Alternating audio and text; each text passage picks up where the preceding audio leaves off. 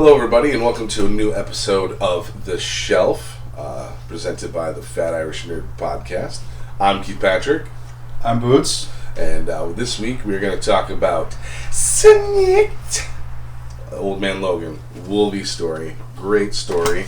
We're going to cut to a quick synopsis that I'm going to give before Boots and I discuss our thoughts and favorite moments of this book. So here's that. So Old Man Logan is about 50 years in the future after a major event happened. All the villains decided to team up and go after the heroes because there's way more villains than there are superheroes. There's like 20 per superhero, so they all say, hey, let's go after the heroes, and they kind of just decimated them. And 50 years in the future, the United States is split up into 4 territories. California is basically the Hulk's territory. Nevada and stuff area is Kingpin's area, but was originally Magneto's, but Kingpin killed him. And then the next area, I believe, is Doom's Lair. That's kind of like Minnesota down Iowa and then all the way down towards like Alabama and stuff, that little sliver there. And then the next part is the President's Quarter, and that's like Maine and the whole entire East Coast. We'll put a picture up in the video. So it follows Wolverine. It starts off, he says he hasn't popped his claws in like 50 years.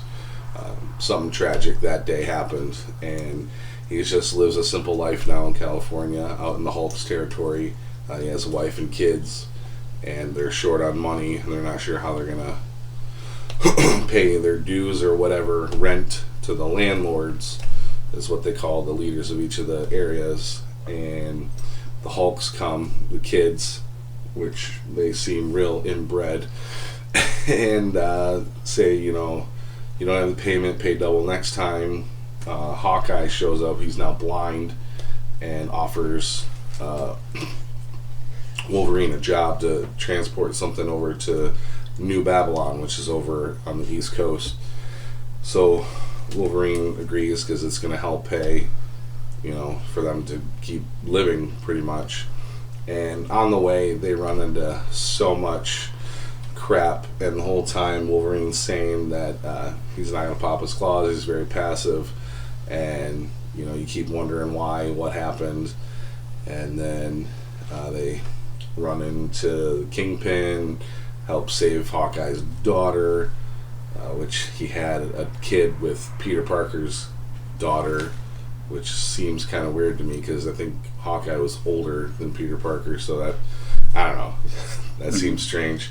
They help save her, they run into a bunch of other stuff. We'll go more into some of the things they run into, and then the whole time the fights are happening, you keep thinking it's Wolverine going to pop his claws, and then they get to the final end there where they deliver, and you come to find out that it was super soldier serum that he was transporting to, and he was wanting to take one himself and become a part of this new rebellion to help take down the president and everything like that. And then Hawkeye ends up getting killed because it was S.H.I.E.L.D., which is undercover. It's now part of the president, and they end up taking the serum to the president and Wolverine, and then the big battle happens there. He ends up taking down the president, and he takes the money that Hawkeye was supposed to would have got. He ends up getting back home, and tragedy happens there, and then he ends up having a big fight with the Hulks, and he just ends up kind of walking off into the sunset after everything's all said and done. We'll get into specifics when we're talking about stories, but we are totally going to spoiler this. So if you haven't read it, quit watching. But that's pretty much the quick synopsis. We'll go into the more detailed points here when Boots and I discuss. And we're back. So that's pretty much just broad strokes. We're going to hit some of the harder hitting points. Old Man Logan, this is technically volume 1. At the time it was just the only thing, but they've gone on to do a couple other volumes, at least 2. 3 of them. 3. So and this isn't a like a one shot or a separate storyline. This was in the middle of Wolverine volume 3. Oh, okay. Yeah, so this started off in the main continuity. Issue 66 to 72. Oh, okay. And Wolverine Old Man Logan Giant Size, which I have most of. Oh, right on. Right on. It is written by Mark Miller and Steve McNiven. Mark Miller, if you recognize that name, he's done Wanted, Kick-Ass.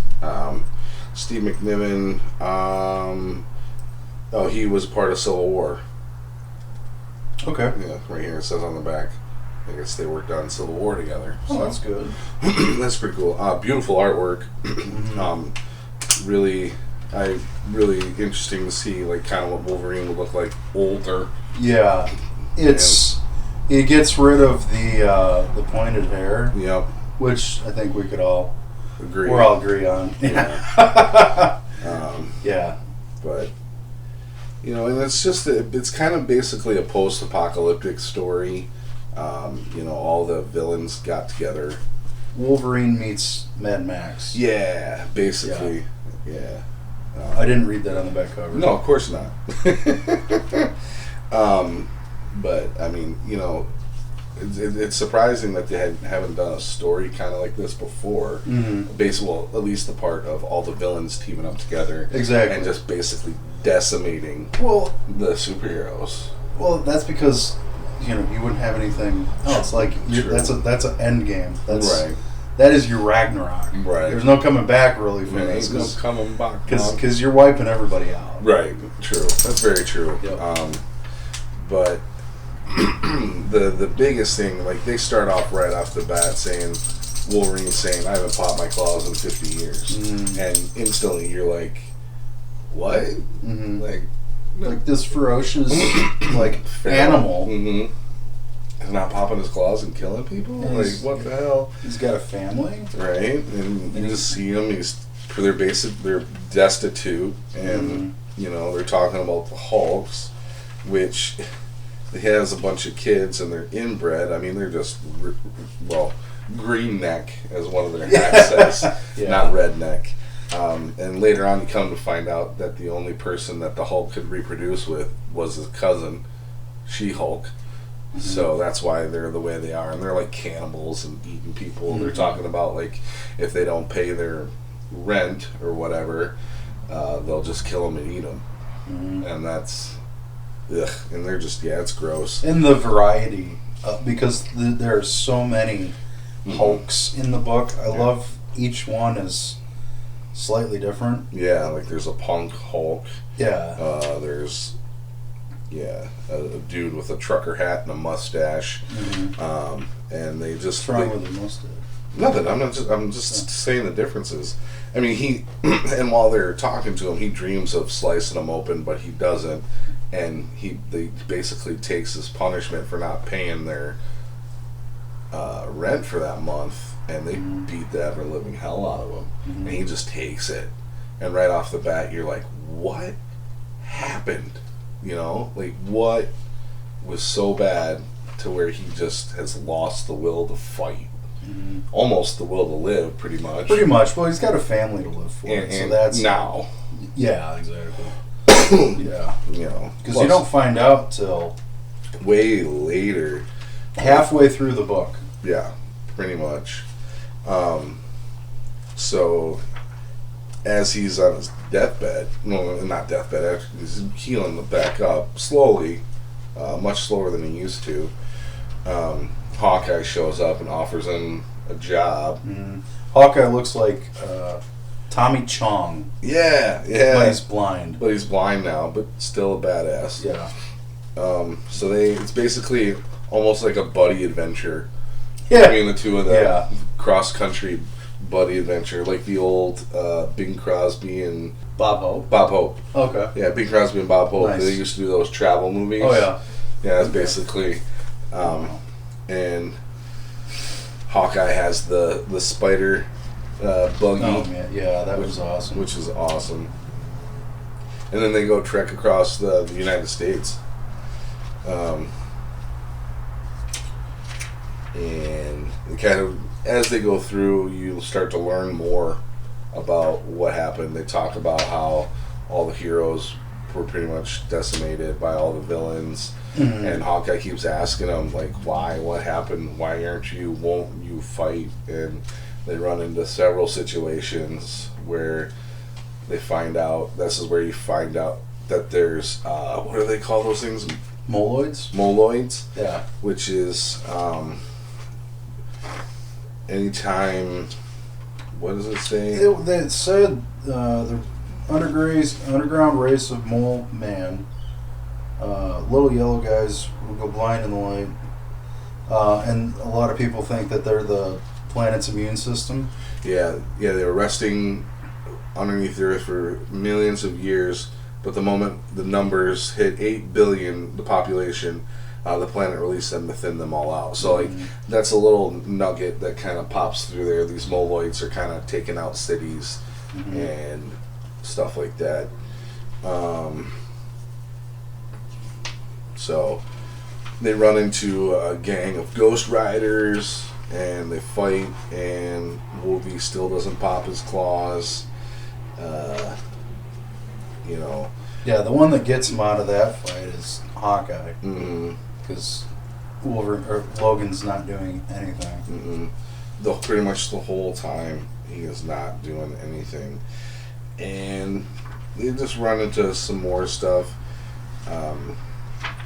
I appreciated the fact that a lot of these places were renamed for the heroes that fell. Hammer Falls was in Las Vegas. There's Pinfalls, which, when they get to that point, Wolverine's like, why do they call it Pinfalls? You'll see. And you'll see, and sure enough, you see him. Obviously, he turned into Giant Man when he died, because it's just this giant skeleton laying there. And yeah.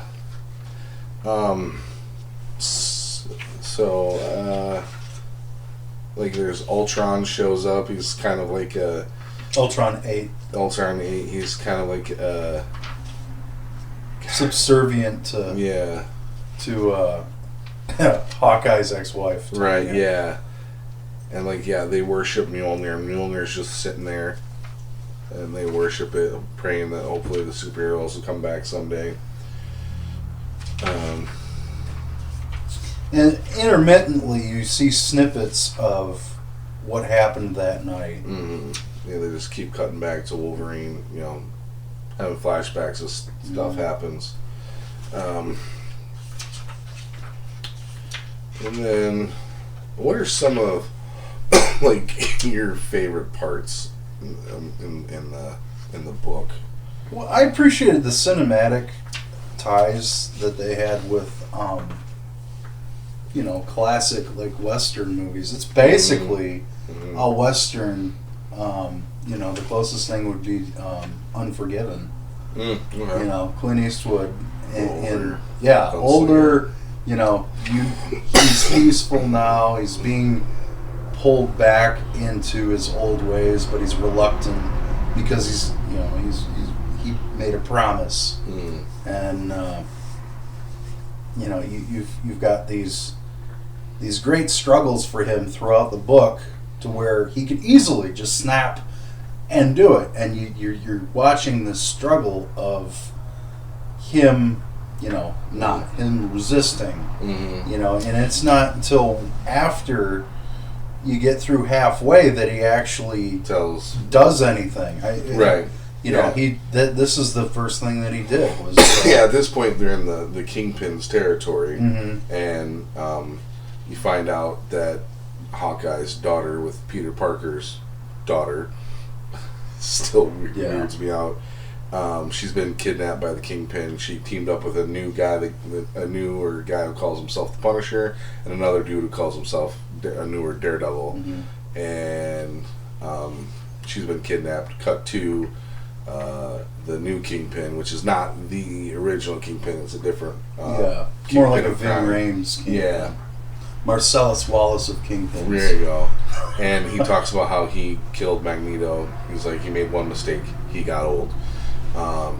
And then he sicks a couple of raptors on Punisher and Daredevil, and they just get annihilated. Because in this land, what was it? From the Savage Lands. Savage Lands. Everybody wanted dinosaurs, and then when they became too much to take care of, they just let them go. So there's just random dinosaurs all over the place, which is kind of cool. Later on in the book, we'll get to that. And then so they go, they help save his daughter, but then she turns around and kills the Kingpin, and then tries to kill Hawkeye because the only reason she was going after the Kingpin was because she wanted to become the new Kingpin of the territory. So that was kind of because he got old. Yeah, because he got old as well. But while that's happening, Wolvie gets in the spider buggy and runs some people over and actually does something. Doesn't pop his claws yet. Like all he does is drive, basically. The whole time you're just like, oh, like the more they run into, and the less that he starts doing stuff, but still won't pop his claws. You're just like, what's gonna do it? Like, what is gonna get him to pop his claws again? So, and then they just move on through other territories. They just kind of see that they fall down. There's like an earthquake, and they fall down this ravine and have a run-in with the Moloids. Because they're just eating people and stuff like that. And they were being chased by Kingpin's men. And then you think, well, they're in a big crevasse. How are they going to get out? Oh, they're in the spider buggy. Yeah. Which can go up walls. Yeah, it goes up the cliff and... Yeah. Amazing. And then as they drive by, they get to South Dakota... and they get to Electroville is what they call the place, which has got to be somewhere outside Wyoming. And you see a giant building falling on a dude with giant curved horns. And it's like a bigger... Yeah, because, it's the size of the building. Pretty much. The curved horns. And Wolverine's asking, who's that? And he says, oh, it's Thor's half-brother, Loki. I never knew Loki to be able to... make himself bigger. He's a god. He can do whatever he wants. Yeah, that's true. Then the biggest clue that the biggest clue as far as where we're going is the re-envisioning of Mount Rushmore. And it's you see another head added, and it's a skull. So we'll put a picture up. Yeah. But while they're in South Dakota, they drive past some mountains, and you see the Venom symbiote in the mountains. Not attached to anything, just the symbiote itself. And it makes the Venom face, so you know it's Venom. And it watches them drive by, and makes you wonder, does he notice that it's the spider buggy? Probably. We'll see. And then they're at a bar, and this is... Something happens at a bar, and this is the point where Wolverine tells Hawkeye what happened, why he won't pop his claws, what happened to him that day 50 years ago. And you wanna give the big reveal there? Well, it goes back to that night, and they're in the X Mansion. And they're getting all kinds of alerts from Wakanda, S.H.I.E.L.D., the Avengers, Fantastic Four, and at that point, Wolverine realizes that they need to get out, and it's Strife. Yeah, Strife, Doc Ock, Shocker. I have no idea who those two other guys are. I don't know. But they bust through and he's like, "Hello, Wolverine. This is the big one." And so Wolverine gets ready and he starts going after him. But then you see more people start to show up, like Bullseye, Absorbing Man, Blob, Scorpion. Silver Samurai? Thanks to the Blob. Yeah, Silver Samurai. And then I'm trying to figure out, is it an Ultron? I don't know. If you want, comment on there. We'll show this picture. It's got Absorbing Man, Bullseye, and then another dude in the background. If you guys know who that is, let us know. I'm not recognizing him. Mm-hmm. But then they also see Green Goblin show up, Mr. Sinister, and they're just... And then Wolverine just starts... slicing and dicing. Ripping them to shreds. So he's killing all these villains. Omega Red...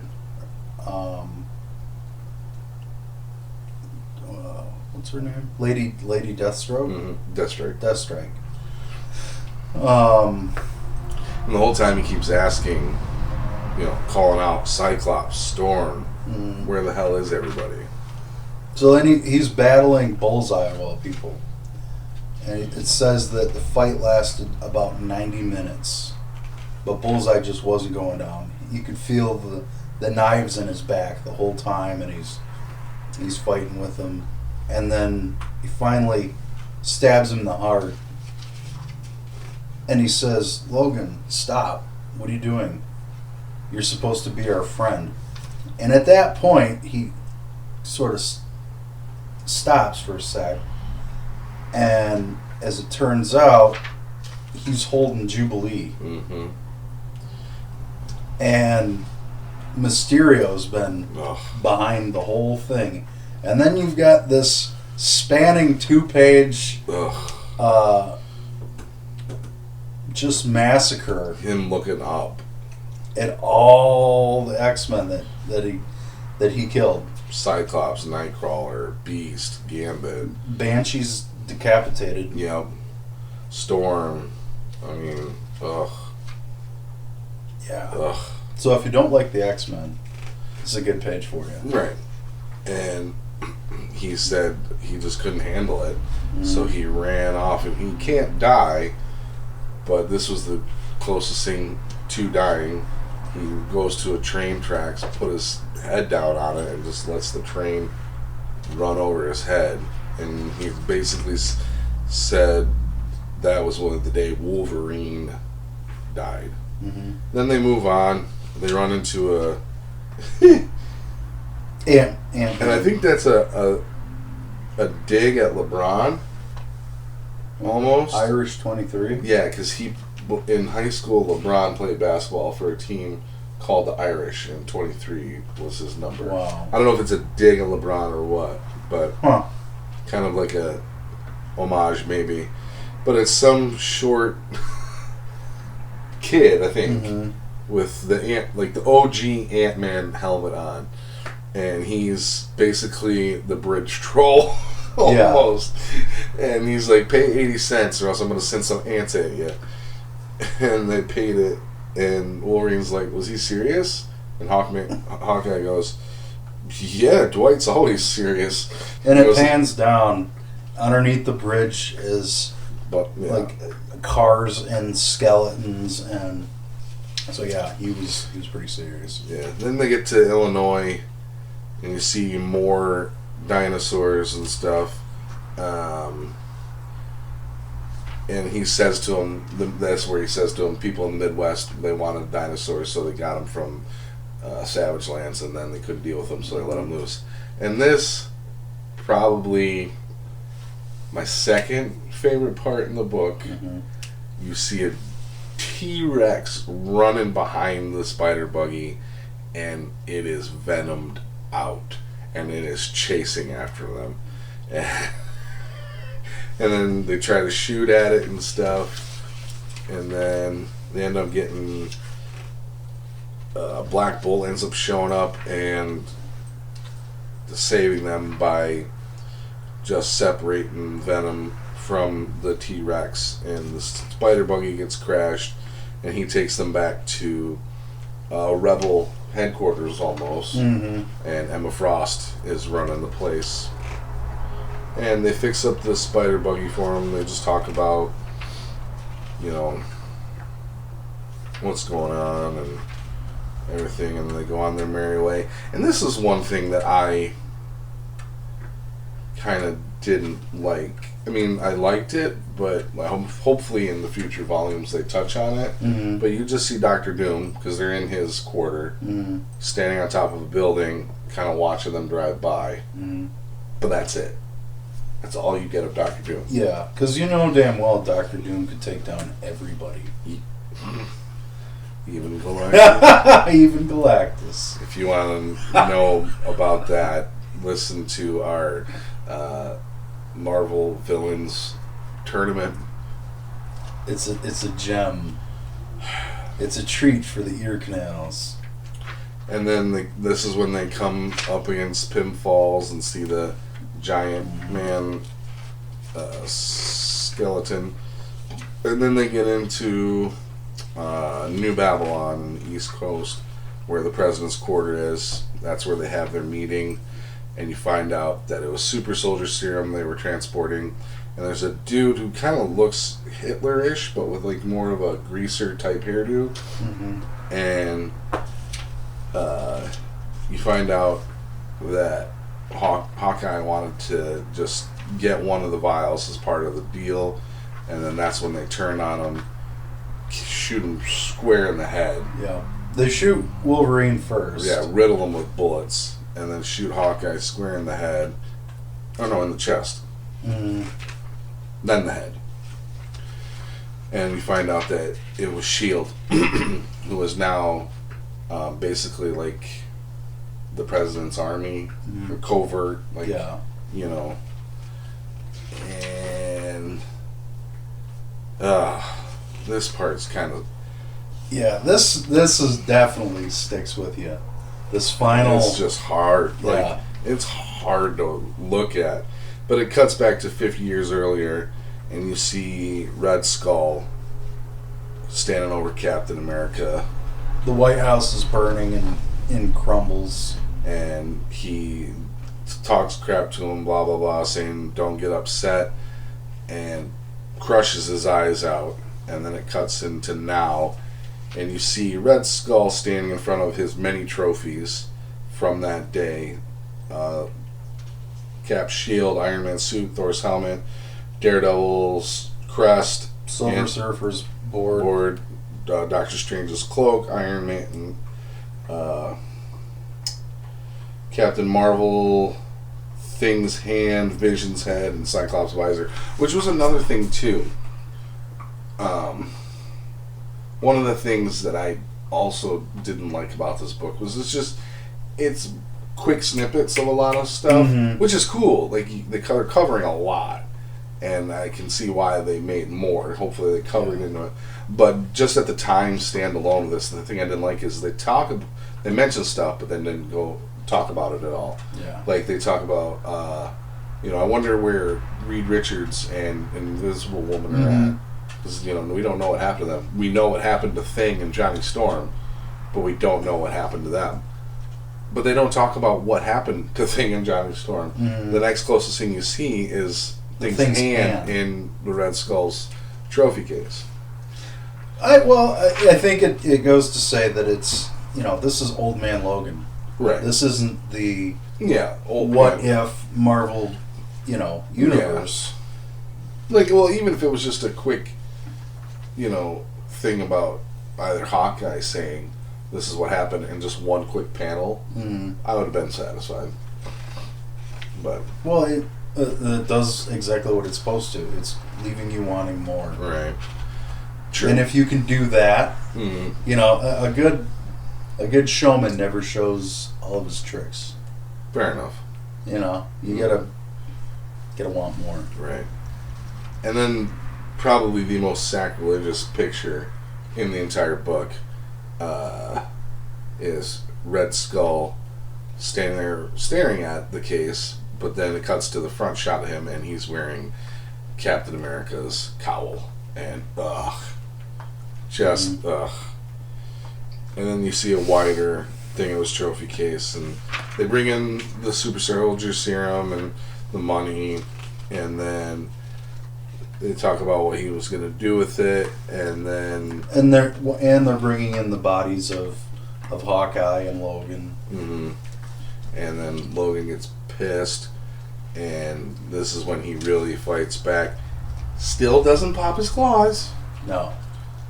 But he ends up taking down, with, I think, a very poetic way. Yeah. He ends up getting Cap's shield, and they fight, and he gets the better of him, and he just decapitates the Red Skull beautifully with the shield.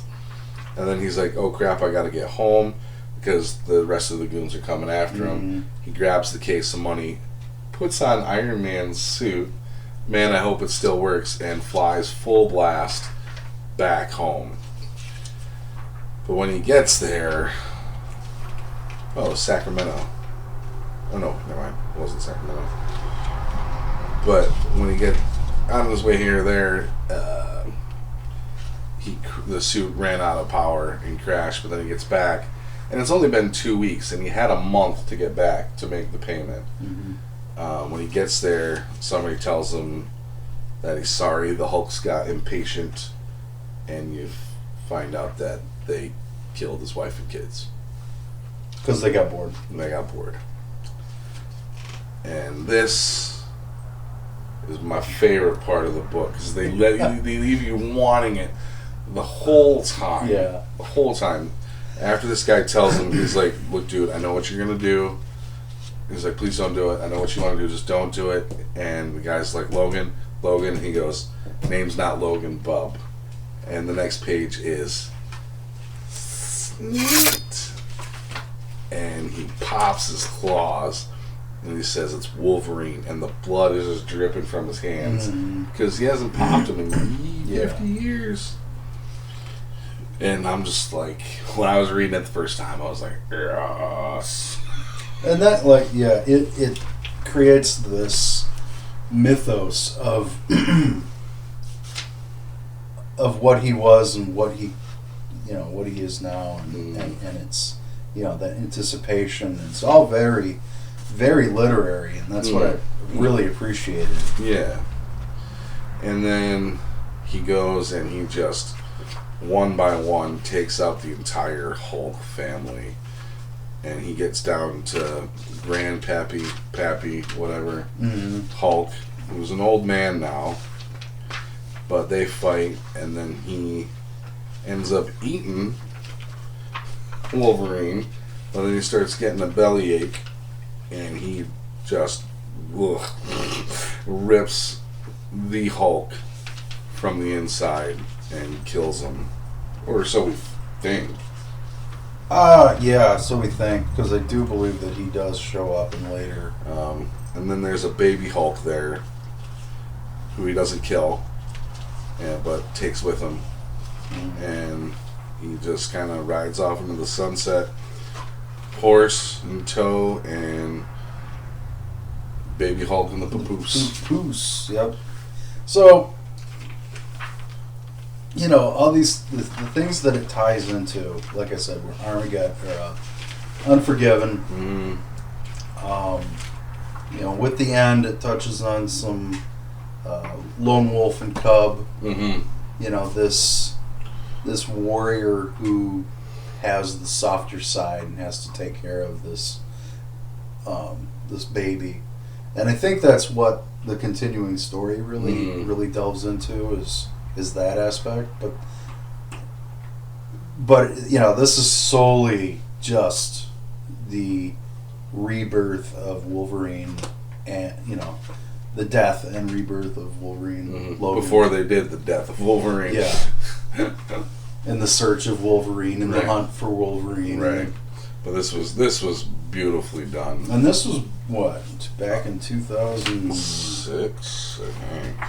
Yeah, I think it was like 2006. I think so too. Because it was back before Red Hulk premiered.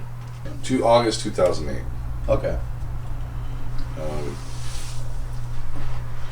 And apparently it took place in an alternate future universe designated on Earth 807128. Introduces a self-contained story arc within the Wolverine ongoing series. The character became popular with fans. Yep. Nice. So 2008. So 11 years ago. Mm-hmm. Yeah, and, it was way before Logan, the movie, came out. Yep. That drew... It was even before the Wolverine, I believe, too. So, what would you give it? What rating? What would you give it? What would I rate it? Mm-hmm. Well, I can't give what we...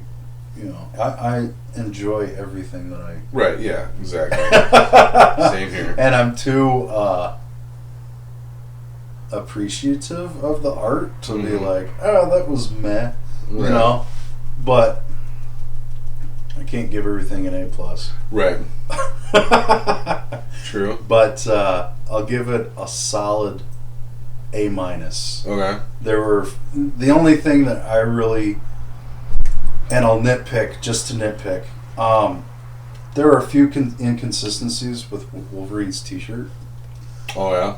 It's like in one scene, it looked like when he's coming up out of the water, he's bare-chested. Right.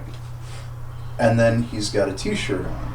Oh, yeah, and then a black shirt. And then a white shirt, and then it looks yellow, and it's like... I don't know. It looked bare-chested. Next scene, he's in Stark's bar, and he's got a black t-shirt. Right.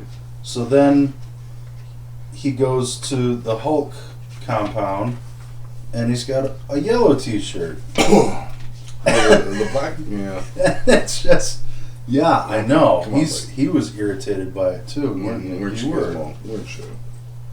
I mean, that's my only nitpick. I appreciated the different envisioning of the characters aged. Tommy Chong and Hawkeye was right. It was great. And the banter. Right, between the two, for sure. It was definitely a buddy cop travel story, pretty much. Yeah. I'd have to give it an A- as well. Mostly just because of what I said earlier. The quick little touches on other stuff that happened, but not going into depth on it. But like you said, it is an Old Man Logan story, not Old Man Avengers or whatever. But still, just a quick little panel cut to would have been cool. But yeah, like they're covered a lot. Like just this happened, that. Like it kept me going, but also it was like needed a little more depth to me. But it's not. But it was enough. That storyline. No. But it was enough to be a great story. But I don't know. Yeah. Yeah, it's not quite up to Kingdom Come standards, but it's still a great and fun read, and it gives you what you want. You want in a Wolverine story, you want him to just tear into people, but it doesn't. But like it teases you the most of the book, and then finally at the end, it gives you what you want, and that I think it's a huge payoff, and it was very well done, and it was really, really good. How rereadable, like now that you know everything that happened, how is it still as enjoyable to read third, fourth time, you know? For sure. I think it's definitely not as complex as Kingdom Come. No. Kingdom Come is like a textbook. And this is more like a magazine. Right. It's still got a lot of content, Mm-hmm. but it's not as complicated, Right. you know. But with Wolverine, you really don't need complicated. Exactly. Yep. So, yeah, it was very well done. Mark Miller did an amazing job. Steve McNiven did great artwork. I'm interested to read Volume 2 because I saw on there that Brian Michael Bendis did Volume 2. Oh, yeah. Yep. So, yeah. Mm-hmm. So that's pretty much it. Pretty much it. It's a great read. If you haven't read it, go read it. There's still other stuff in there that's cool and cool to look at that we didn't touch on really. We just kind of hit the main points, but most of it still. Yeah.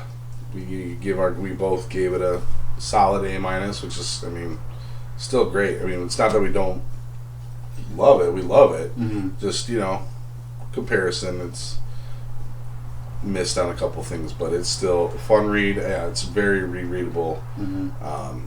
And check it out if you haven't read it all the way through. So this has been the second episode of The Shelf, Old Man Logan. I have been Keith Patrick.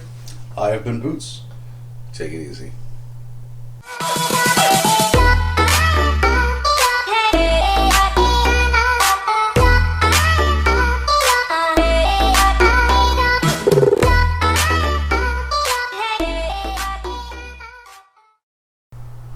This is where you cut and edit, George.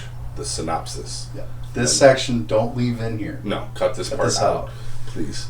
Do it. Then, after here in just a second, we're gonna pick up again. I just need to clean my glasses real quick. Just don't talk about George. We're still recording. He's gonna watch all this. Oh yeah, true, very true. Man, my glasses are dirty. I really hope you cut this out. I really do. This is for you, George. This is for the bloopers. This is just for you. Yours eyes only. Yeah. We're gonna take our shirts off in a minute. Mm-hmm. No. Any minute. Okay.